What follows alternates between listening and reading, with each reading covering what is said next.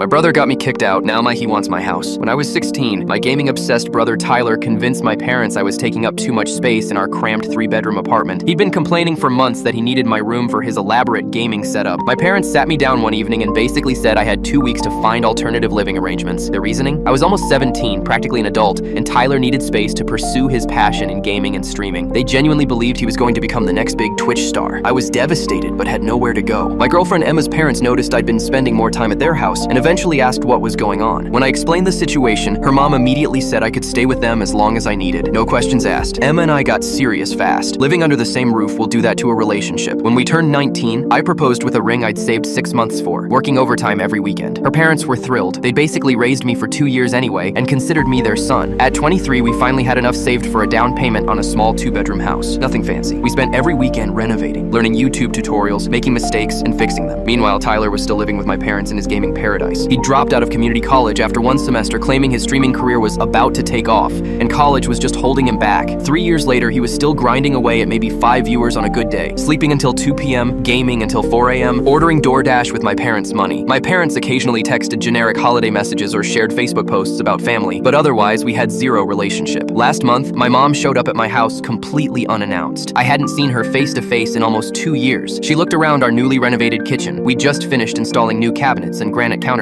and said, "This place looks really nice now. You've done well for yourself." I waited, knowing there was definitely a catch coming. "Your brother's been struggling lately," she finally said, not meeting my eyes. "He's 25 now and really needs to get his life together. We think a change of environment might help him mature. You know, living in a real house instead of that cramped apartment might motivate him to be more responsible." I blinked hard. "What apartment? Tyler lives with you guys." "Well, we've been thinking it's time for him to move out and be independent. And since you have this big place with an extra bedroom," my jaw literally dropped. "Are you asking me to give Tyler my house?" "Just temporarily, until he gets on his feet properly. You and Emma are young and adaptable. You could probably rent somewhere month to month while he transitions." The sheer audacity was breathtaking. "What about my mortgage payments? My contracting business that I run from the garage? Emma's job at the dental office? You'll figure something out. You're resourceful and always land on your feet." Emma walked in from work right then, still wearing her dental hygienist scrubs, exhausted from a long day. My mom barely glanced at her, like she was invisible. I stood up slowly. "Mom, let me make this crystal clear. Tyler can keep his gaming room, his streaming setup, whatever makes him happy. But he's absolutely not getting my house. He's your brother. Family helps family when they're in need." "Family?" I actually laughed out loud. "Where exactly was this family when you literally threw me out on the street for his hobby room?" She got immediately defensive. "That was completely different. You needed to learn independence and responsibility. And Tyler doesn't need to learn those same lessons at 25? Emma stepped forward, clearly annoyed. "Ma'am, I think you should probably leave now." My mom huffed indignantly. "This conversation is between actual family members." "She is my family," I said firmly. "More than you people ever were to me," and closed the door.